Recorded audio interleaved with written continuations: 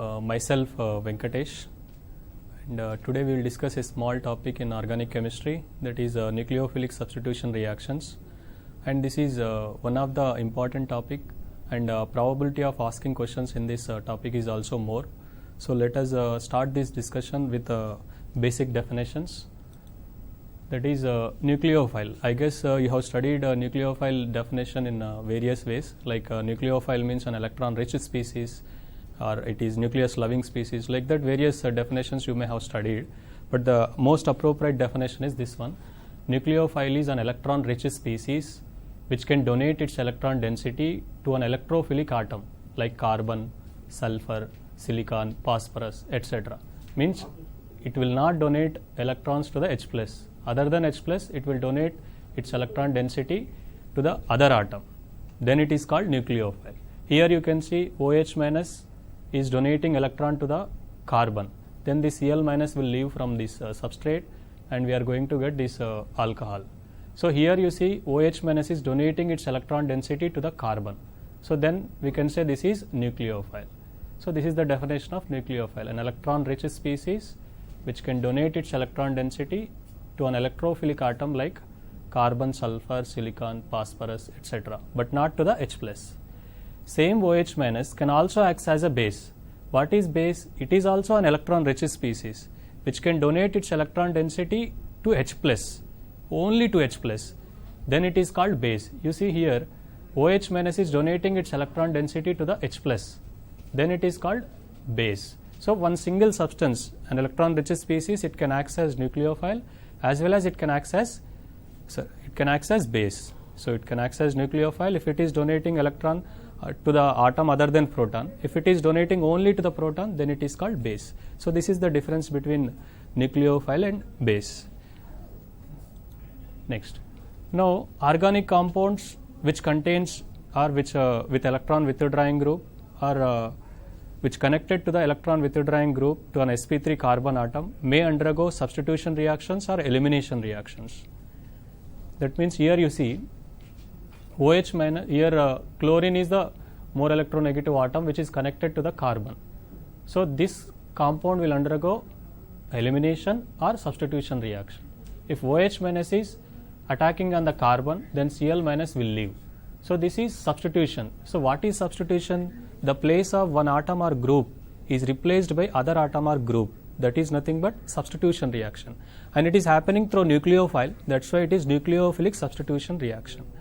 And one important thing is, a stronger nucleophile will replace always weaker nucleophile.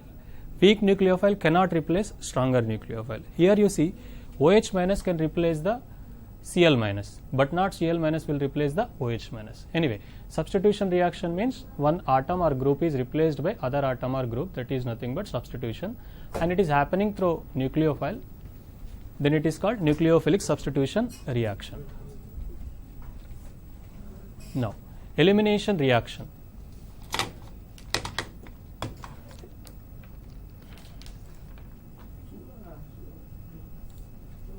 Elimination reaction. So here you see OH minus, if it is approaching on the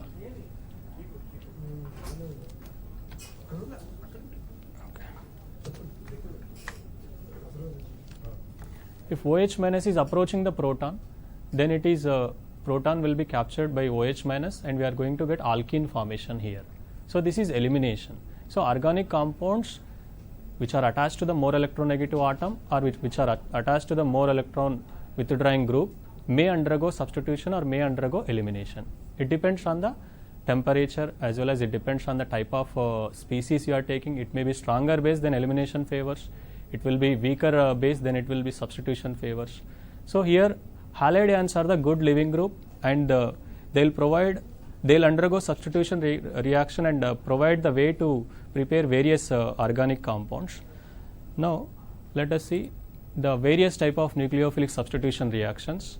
These nucleophilic substitution reactions are classified into aliphatic nucleophilic substitution reactions and aromatic nucleophilic substitution reactions. And aliphatic nucleophilic substitution again classified into SN1, SN2 and SNI. Even NGP also there here. Let us discuss that also. Now another is aromatic nucleophilic substitution, and these are classified into ARSN1, ARSN2 and ARSN. And aliphatic nucleophilic substitution reactions, here nucleophilic substitution occurs at sp3 carbon. In the previous slides we have seen an sp3 carbon nucleophile is approaching, that is aliphatic nucleophilic substitution.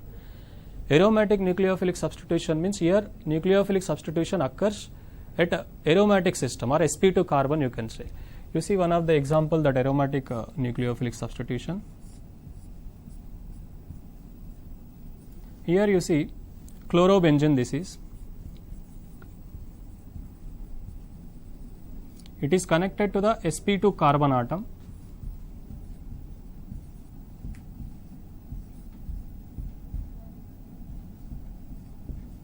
Then we are going to get OH here. So here substitution is occurring at the sp2 carbon atom or aromatic system, then it is termed as aromatic nucleophilic substitution. Again it is classified into various types, ARSN1, ARSN2 and aromatic nucleophilic substitution through benzyne mechanism. So now let us see first aliphatic nucleophilic substitution, let us see, that is SN1 reaction. SN1 reaction. So in this it is a two-step process. First step, what happens is leaving group will leave from the substrate, then carbocation formation takes place. After carbocation formation takes place, nucleophile can approach from either direction. So here Nu minus, that is hypothetical nucleophile we have taken, it may approach from either direction. Then we are going to get two type of stereoisomers we are going to get.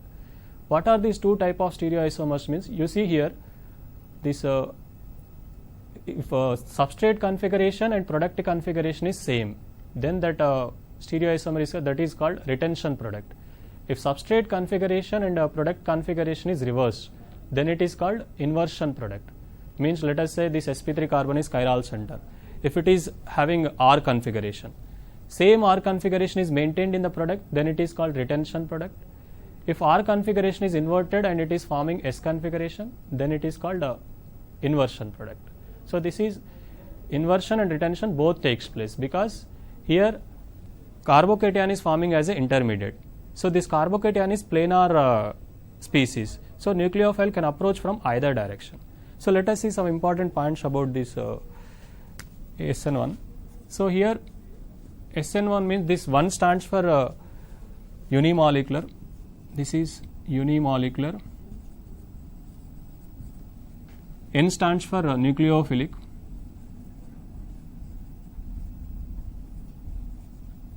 S means a substitution reaction. Unimolecular nucleophilic substitution. So here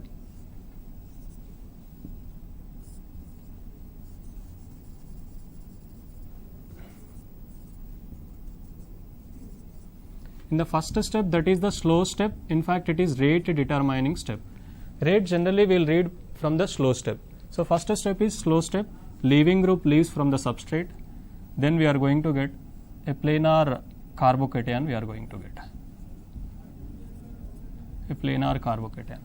Now the nucleophile have a chance to attack from either side. Nucleophile can approach from either side. That means it is planar carbocation. So that nucleophile can approach from the back, then these three groups will come like this, and it can approach from the front. These three groups will go down.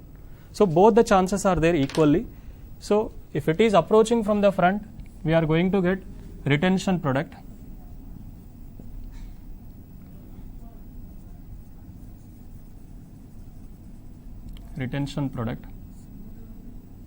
Here Nu minus is some hypothetical nucleophile we have taken, and if it is approaching from the back, this is retention product.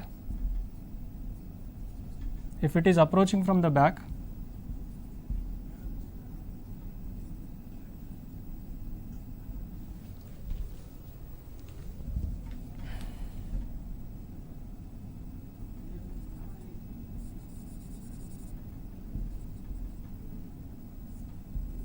this is inversion product we are going to get. So both the chances are there equally.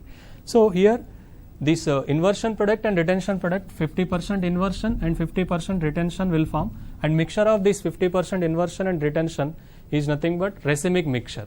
So racemization takes place here. 100% racemization takes place here. So because of this carbocation intermediate, 100% racemization takes place. This is what theoretical expectation.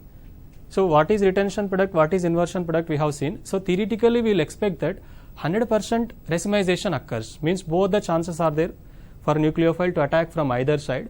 So but here one interesting or important thing is theoretically 100% racemization occurs, but when you go to the experiment, inversion product is slightly more than that of retention product. What is the reason for that? So here we need to note that point.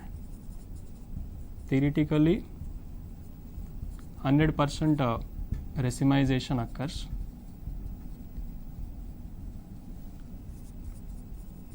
but experimentally inversion product is more. Inversion product is more. Why it is more? Let me explain. So first let us say from alkyl halide, here what we are doing, first step, that carbon halogen bond we are breaking. That bond breaking is generally initiated by the solvent. Now this bond breaking happens, that is initiated by the solvent. So what happens once it is bond breaking is starting, this water molecule starts surrounding these species. Water molecule starts surrounding these species.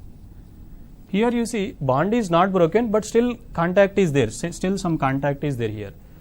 Now at certain point what happens, this carbocation will form and X minus will leave. So here if carbocation is completely isolated, then we can say 100% racemization. But experimentally that nucleophile may attack before forming carbocation also. If after forming carbocation, if it is approaching, 100% racemization. But before forming carbocation also, that nucleophile may approach. At this situation, if it is approaching, what happens? It can approach from the backside only. Before leaving group leaves, if it is approaching, then it may approach from the backside more. So the probability of approaching nucleophile on the carbon from backside is more when compared to the front side.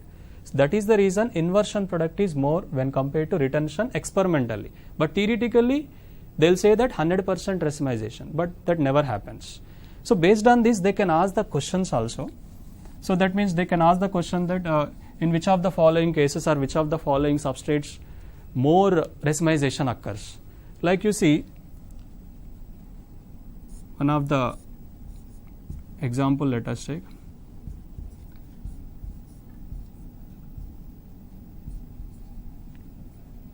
In these two, so where more racemization occurs means wherever carbocation forms stable, then more racemization occurs. So you may have doubt that 100% racemization occurs, then what is this question? So actually this is what happened, that inversion product is slightly more than that of retention product. Because of that, this type of questions also they can ask. So here, which carbocation is more stable? Both are secondary carbocations only, but this carbocation is stable because of the resonance. So that's why here more racemization occurs. So this is about that racemization. Next, some other points let us discuss here. So here we said that it is two-step process. First step, leaving group leaves, and second step, nucleophile approach from the either direction. Now, rate of this reaction or any reaction depends on the slow step. So rate is equal to, it depends on alkyl halide concentration only, because in the slow step only alkyl halide is involved. So that is, this is the rate expression here. Order is 1, because what is order? The sum of powers of concentration terms in the rate expression, that is order. So order is 1 here. And molecularity. What is molecularity here? Number of reacting species involved in a particular step. That is called molecularity. So here each step will have one molecularity. But generally we will write the molecularity for the slow step. So in the slow step only alkyl halide is involved, that's why molecularity is 1. So this is about kinetics. Rate, order is 1 and molecularity is 1. So here nucleophile is not present on the rate expression. This is also one of the questions they can ask. If nucleophile concentration is doubled, what happened to SN1 reaction? nothing will happen because nucleophile is not present in the rate expression. It won't affect the rate. So that is also you need to note. And now substrate, which type of substrate is better for this reaction? Whichever substrate forming stable carbocation, that will be better for this SN1 reaction. In general, let us take tertiary alkyl halide, let us take secondary alkyl halide, let us take primary alkyl halide, let us take. So in this, which alkyl halide will be more reactive means this is tertiary alkyl halide, secondary, primary. So this is going to form tertiary carbocation and this is going to form secondary carbocation and this is going to form primary carbocation. So which carbocation will be stable here? Tertiary more than secondary than primary. So depending upon the stability, substrate reactivity if they are asking, tertiary more reactive than secondary than primary. So tertiary halide more reactive than secondary halide than primary halide. The reason for this is stability of the carbocation. Not only this alkyl halide, this tertiary, secondary, every time they may not ask question like this also. Wherever stable carbocation will form, their SN1 chances are more. So this is substrate. So which type of substrate means whichever will form stable carbocation that will undergo SN1 reaction readily.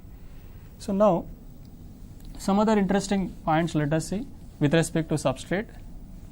Some unexpected good substrates are also there for SN1. Unexpected good substrates. You see this allyl halide and benzyl halide, you see. These are, just now we studied that primary halide is least reactive for SN1 reaction. That is aliphatic. But here also, these two are also primary. This is allyl halide and this is benzyl halide. Both are primary. This is also primary. This is also primary. Both are primary, but they are good substrates for the SN1 reaction. The reason for this is, once this halide ion will leave, it will form allyl carbocation. Here also, once this halide ion will leave, it is going to form benzyl carbocation.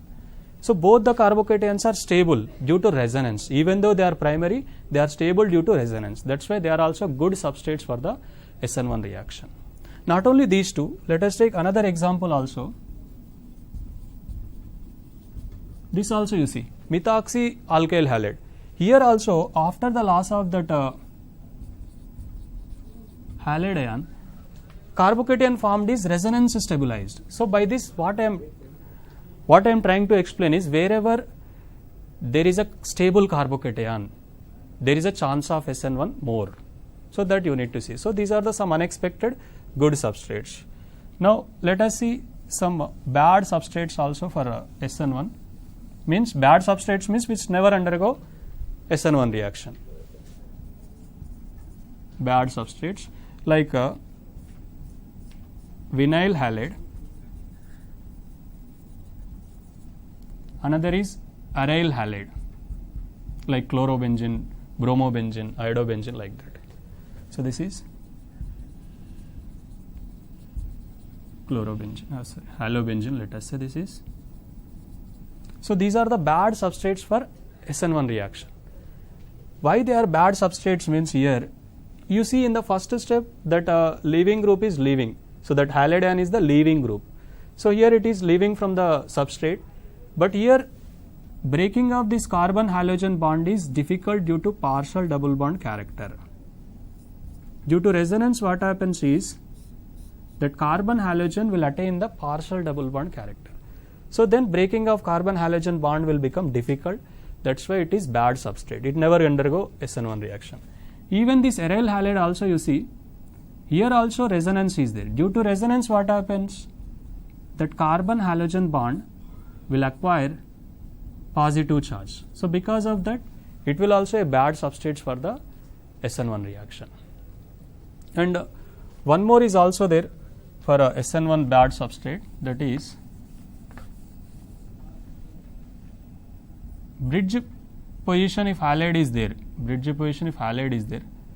This is also bad substrate for the SN1. What is the reason? What is the problem for this? So here, once this halide ion is leaving from the substrate, it is going to form this carbocation, but this carbocation never be isolated.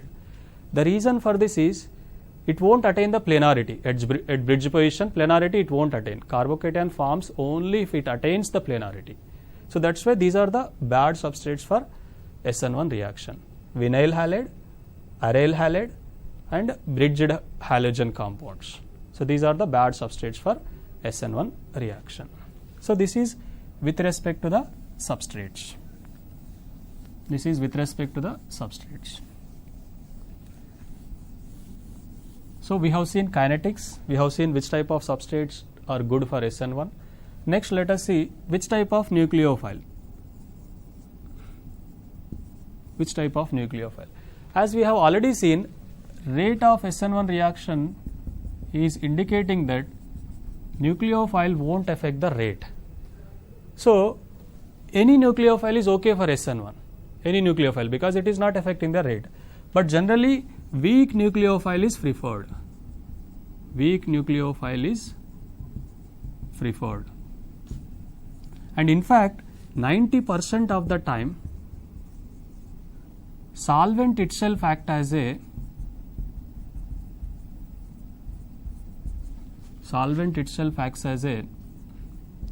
nucleophile. So that's why this reaction is also called, SN1 is also called Solvolysis reaction. So they can ask the questions in the examination, which of the following is more reactive towards solvolysis. So which solvolysis means you need to know that is SN1, because 90% of the time solvent itself acts as a nucleophile. That's why this reaction is also called solvolysis reaction. So one of the question they asked like this: which of the following least reactive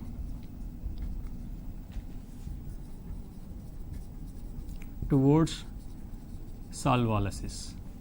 So now you see here options are this halide, this halide, this halide, let us say. So which is least reactive? The question is not more reactive, which is least reactive. So least reactive means it should be unstable carbocation, it should form unstable. So here first one you see it is going to form secondary carbocation, and here this is also secondary carbocation, but resonance is there here with the both the double bonds. Third one also there is a resonance with one double bond.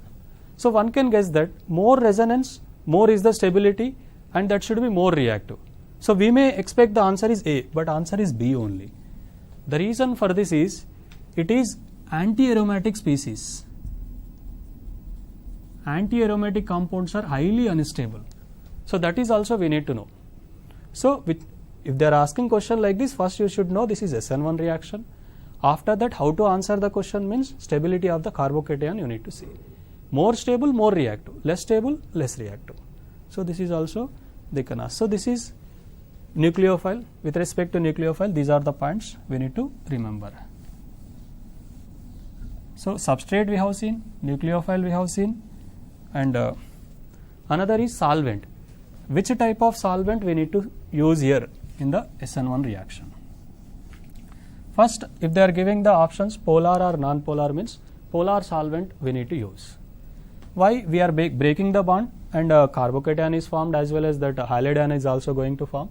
That's why polar solvent we need to use. But again, that is polar protic or polar aprotic. That is also, so here which type of solvent? Polar protic solvent is used. So I think what is polar protic and what is polar aprotic? You know the difference that between polar and non-polar. Polar means there is a polar bond between the atoms, and non-polar means there is no polar bond.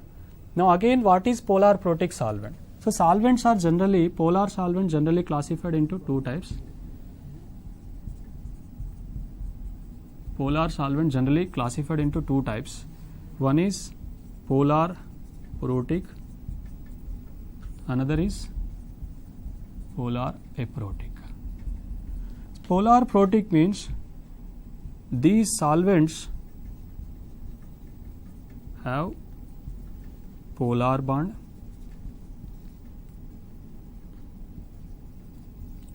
as well as protic hydrogen. What is protic hydrogen? More acidic hydrogen. Polar aprotic means these solvents have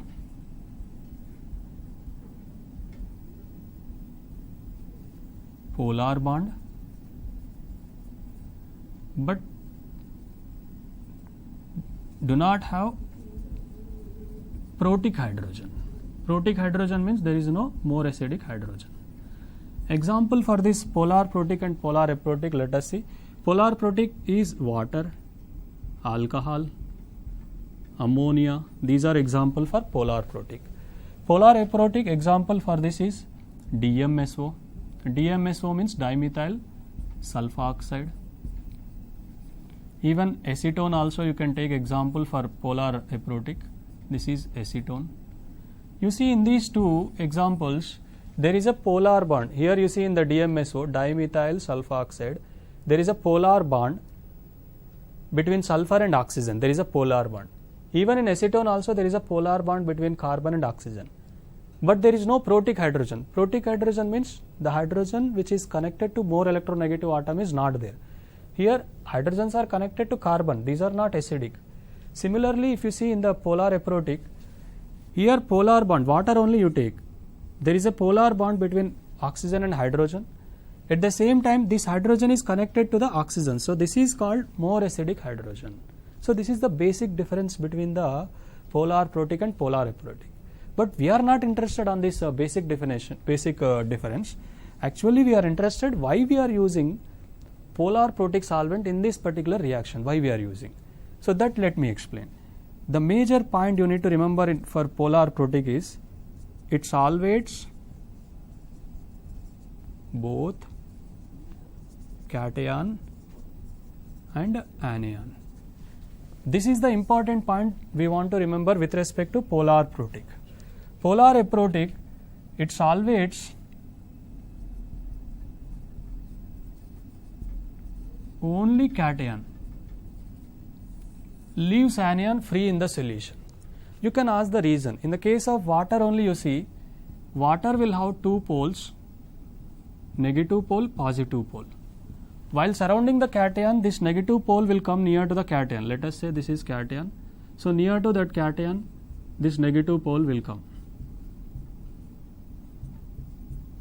Similarly, if it is surrounding anion, positive pole will come near to that anion. Like hydrogen is the positive pole here. But in the case of this polar aprotic, why it won't solvate anion? Here also acetone only you take the example. This is negative pole and this is positive pole. So while it is surrounding cation, this negative pole will come near to that cation. But when it is surrounding the anion, positive pole should come near to the anion. Here you see, this is the interesting point. This positive pole should come near to this anion. It want to come near to the anion, but these two methyl groups will oppose that surrounding. The reason is because of the steric crowding, it cannot surround the anion. So this polar aprotic will solvate only cation, leaves anion free in the solution. So that is polar aprotic, polar protic. So we wanted to remember these points only. So this is the difference between polar protic and polar aprotic. So coming to our discussion, in SN1 reaction, I said polar protic solvent is used. Example, water, alcohol, ammonia you can use. So polar protic solvent you can use. Why polar protic solvent we are using? You see in the mechanism we have seen here only, you can see cation is forming as well as anion is forming. So both we need to solvate by solvent. So that can be done by polar protic only. That's why it is polar protic solvent is used in SN1 reaction. So this is with respect to the solvent. Now we have seen substrate effect, we have seen, and solvent effect we have seen, as well as let us see the leaving group. Which type of leaving group we need to use? Good leaving group, not only for SN1, for any nucleophilic substitution reaction, good leaving group is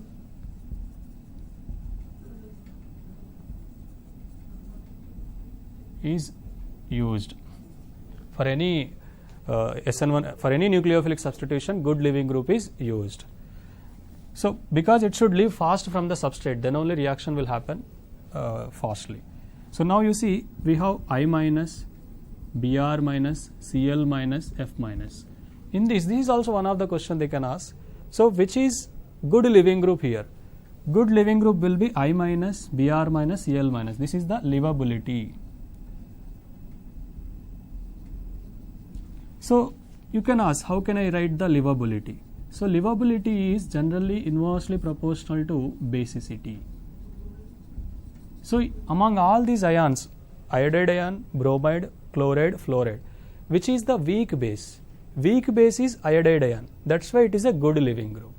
So you can use this logic to write for leavability. Every time it will work. So weak base, good leaving group.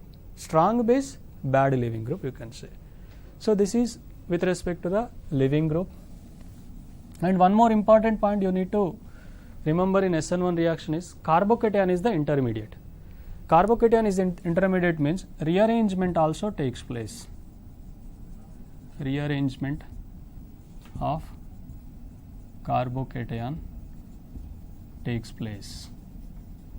So wherever carbocation is formed, not only in this reaction, wherever carbocation forms, there is a rearrangement. Example for this you see, this is neopentyl alcohol, neopentyl chloride, let us take. To this, if you are adding NaOH, or let us say, water only will take. This we are going to get. How this product is formed? This product is formed by rearrangement only. So first step what happens is, this leaving group leaves from the substrate. We are going to get primary carbocation. Then again rearrangement takes place to a tertiary carbocation. Then this water molecule will be added. So this example indicates that, or this example proves that there is a rearrangement in the SN1 reaction. So these are the different points we need to remember. So it is a two-step process.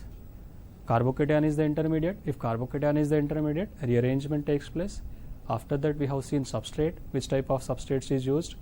The substrate which is forming stable carbocation will undergo SN1 reaction readily. Solvent we have discussed, as well as these are all the important points about SN1 reaction. Now let us see this energy profile diagram you can see here. Here it is two-step process. First step, before forming, this is the transition state 1, before forming carbocation intermediate, and this is the transition state 2, before forming the products. So this is a two-step mechanism, that's why two transition states will be formed.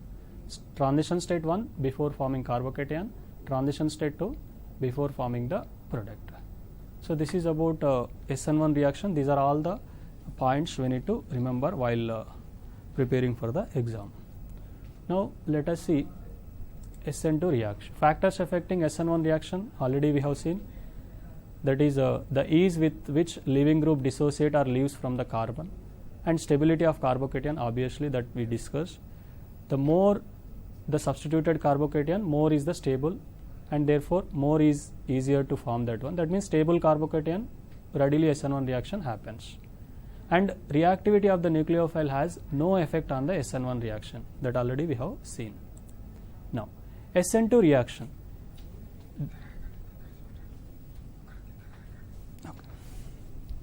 SN2 reaction, here SN2 means that 2 stands for bimolecular, 2 stands for bimolecular nucleophilic substitution reaction. Bimolecular.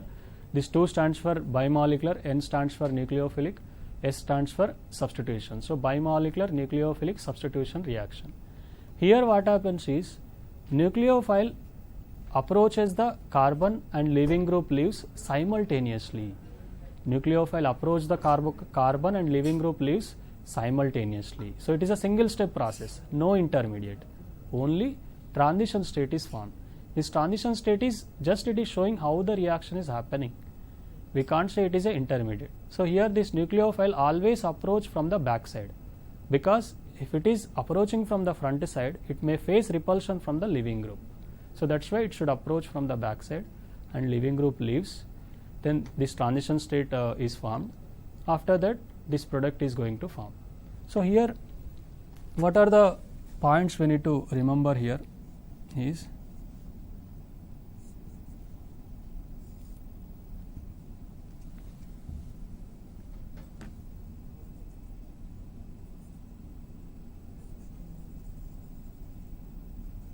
here this OH minus will approach from the backside of the leaving group. The reason is it may face repulsion if it is approaching from the front side.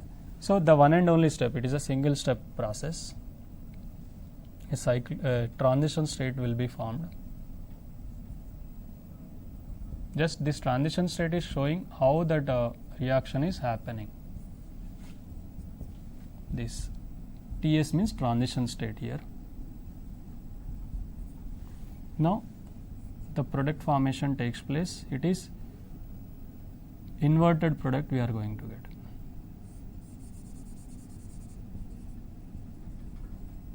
Inverted product is going to form.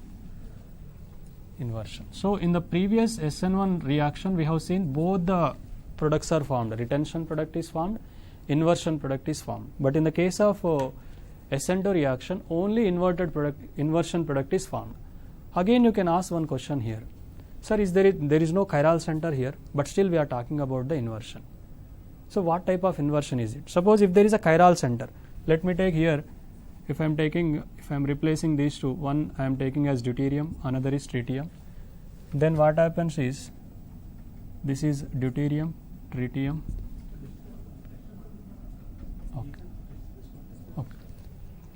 Okay.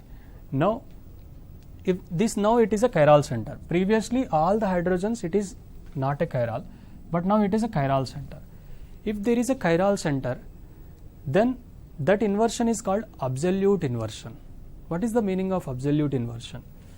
So if this is R configuration, because this RS configuration we can give for only chiral centers. If this is R configuration, then we are going to get this is S configuration. So this type of inversion is nothing but absolute inversion.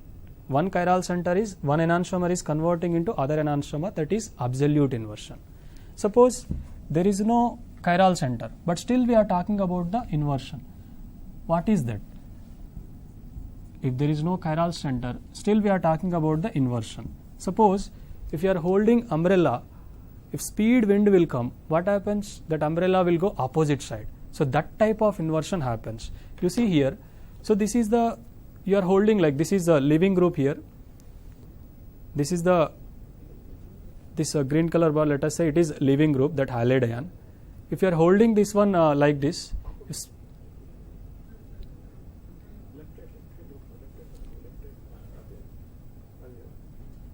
see now, so this is the leaving group, let us say these are the hydrogens. Now, so here nucleophile will approach from the back side. It will approach from the back side here. From this side it will approach.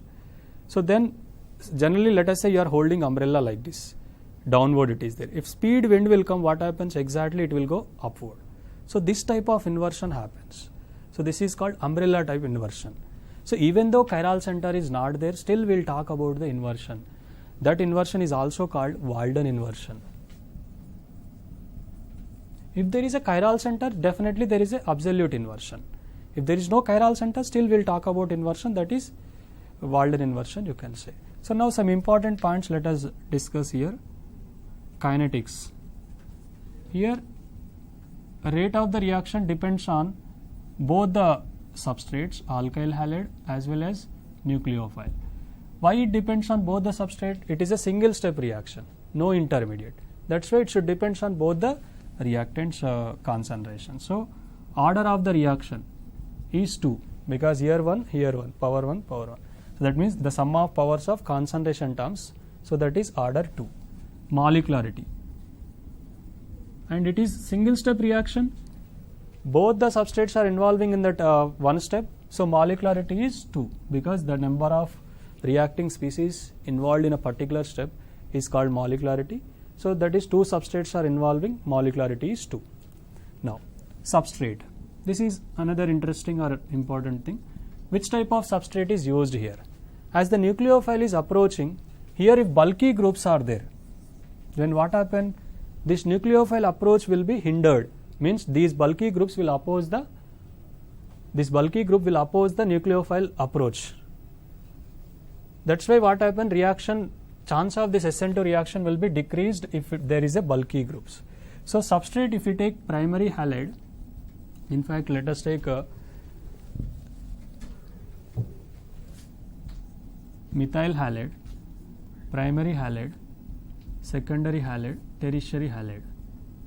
So this is a reactivity order will be like this: primary, secondary, tertiary. The reason for this, you see, steric crowding. Here in the case of this methyl halide, that is what we have seen here, only hydrogens, so less steric crowding will be there.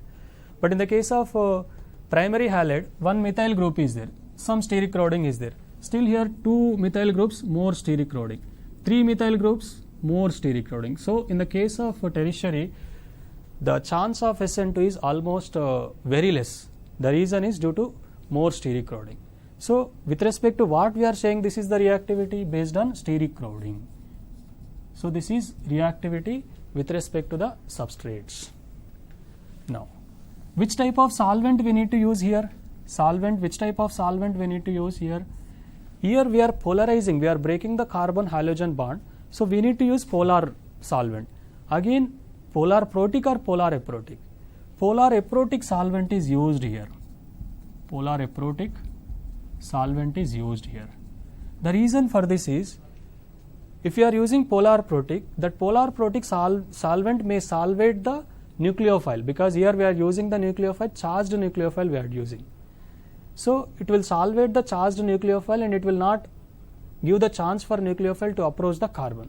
That's why polar aprotic, we want to polarize the bond, at the same time we don't want to solvate the nucleophile. That's why polar aprotic solvent is used. So what are those solvents? But again, one thing I want to tell you, solvent generally we are saying one specific solvent, but experimentally we are using mixture of solvents.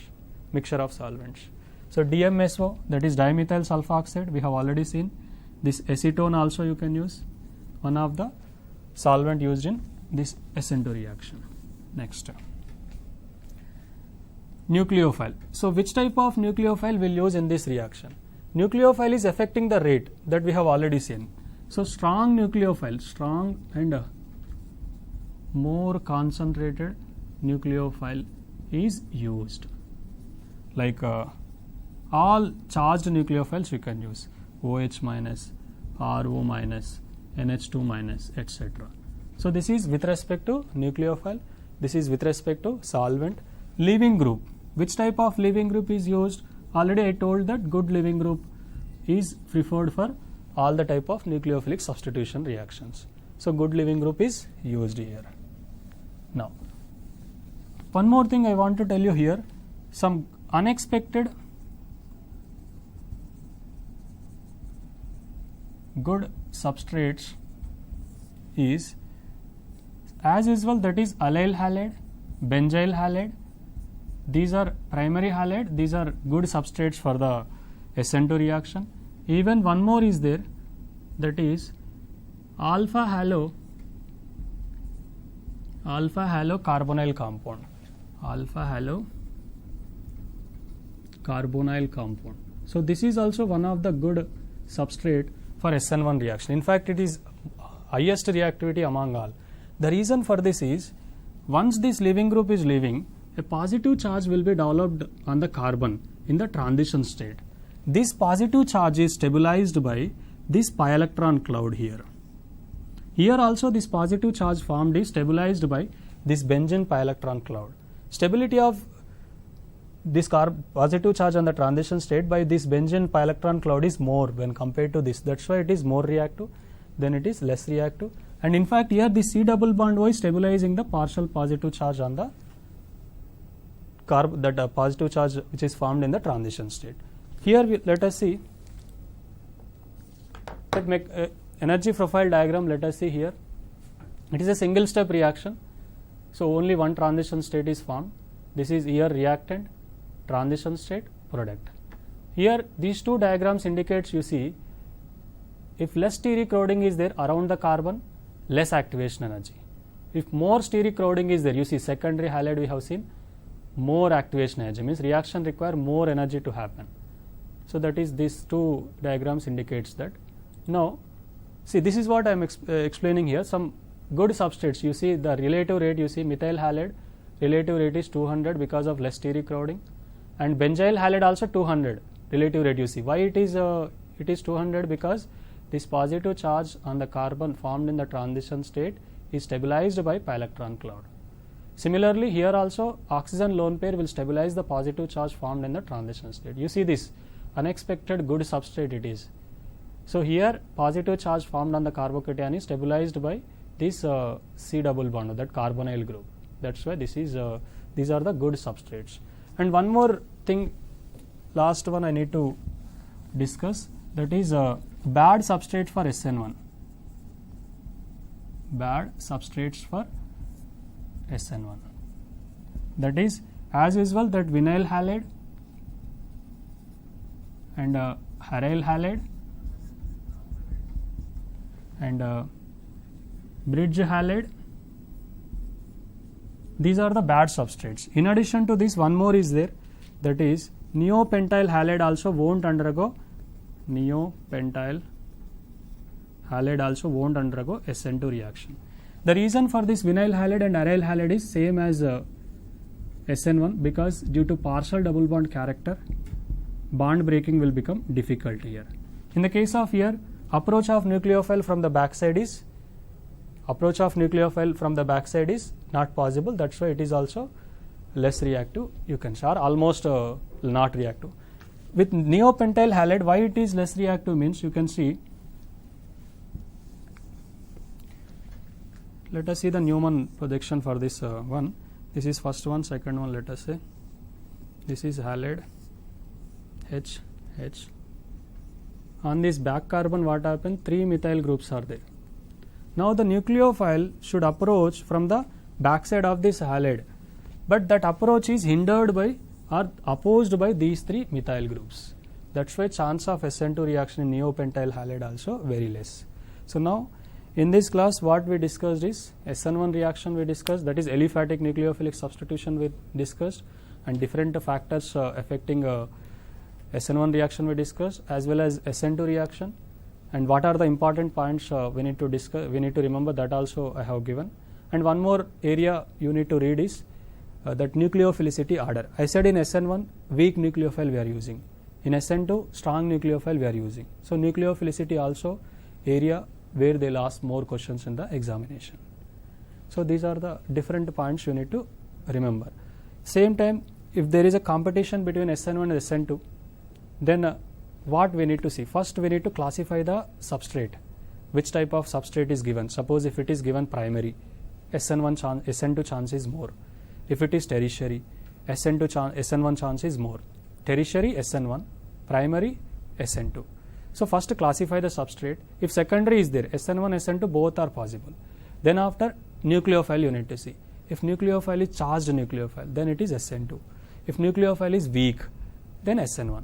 So you need to first whatever question they have given, you need to classify like this. Then you need to know which type of reaction is possible here. Okay, thank you.